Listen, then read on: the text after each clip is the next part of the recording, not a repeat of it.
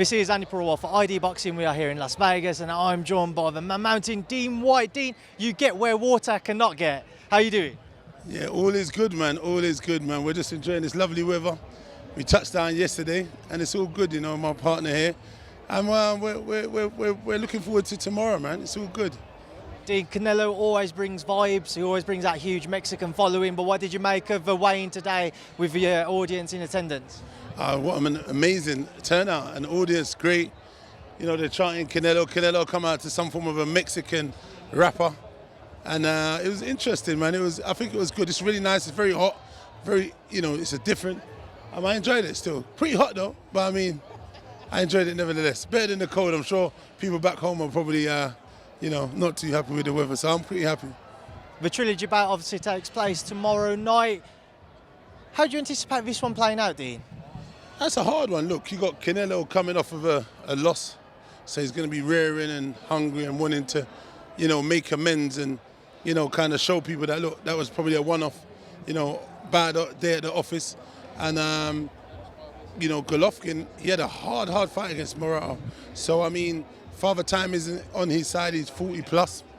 So it'd be interesting to see how he shows up. I'd like him to win because the first two fights, he didn't get the rub of the green. I felt like he won the first one, definitely. The second one, you know, we could have gone and given it to him also.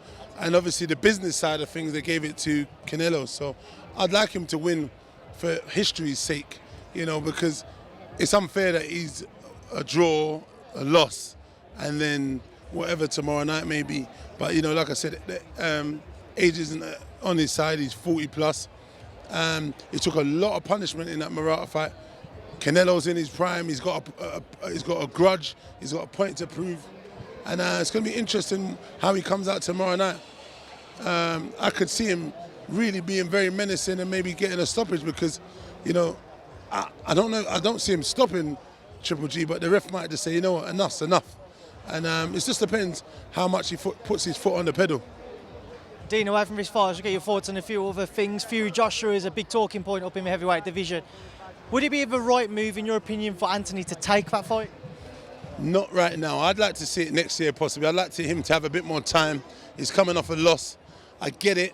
You know, it's business. There's a lot of money on the line, but I'd like to see him next spring go back to the drawing board, relax, try and recover and whatnot, and see how, you know, if he can make some adjustment. I don't think he needs that much work. I felt like he boxed good, and he boxed against the southpaw, but I feel like it would be nice if he had a bit of time, reflection time, to go over with his team and sort himself out, either, you know, make some adjustments with the amount of coaches he's got for one, and the team in the corner giving him advice, because I don't think they've done the greatest job. But, you know, I don't want to put anyone down. I just feel like they could have been giving him better instructions.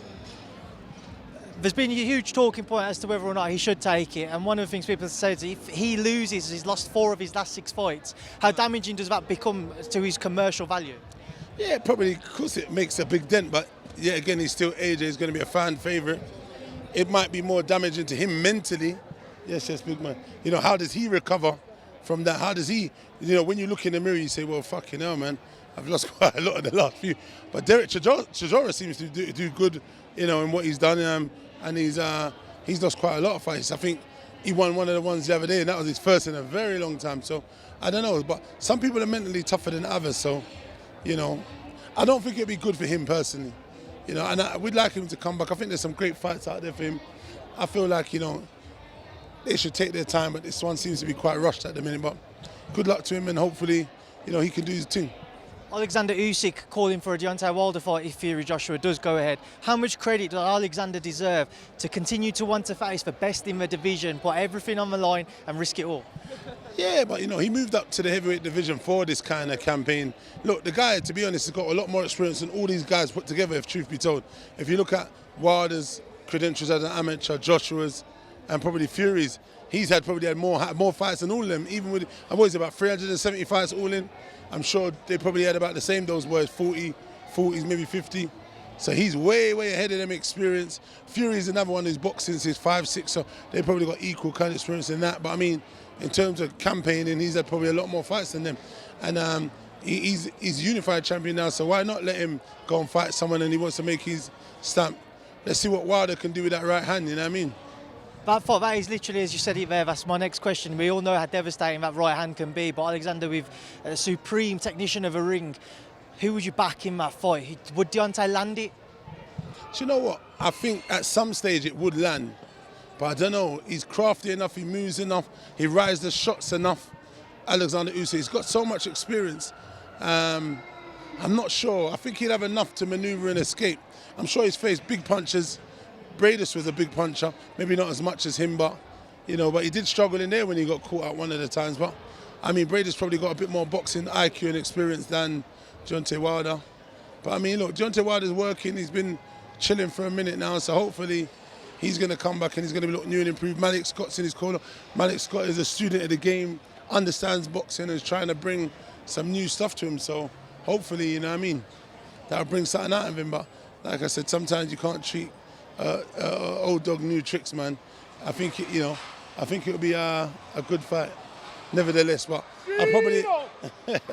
I'll probably back Usyk maybe, but I wouldn't be surprised if Wilder caught him and stopped him. And one final one, just an update on Dillian Dean. What's the latest? There was a lot of reports coming out that he might face Daniel Dubois. Is that the case? Yeah, I think that's the same kind of news that everyone's kind of talking about. Still nothing to really write home about. I don't think they've concluded anything. I feel there'll be some news shortly, but that's down to Dillian and his guys to kind of let that out. But those are the conversations. There's a talk of Joshua early next year, but now he's doing a Fury fight. I don't know how it all turns out, but I mean, I'm sure Dillian will announce something within the next few weeks. I've got one more. Parker Joyce next weekend. Who's your pick? Hard fucking fight, man. The Juggernaut is an absolute unit. Good chin, good engine, keeps coming, lets his hand go.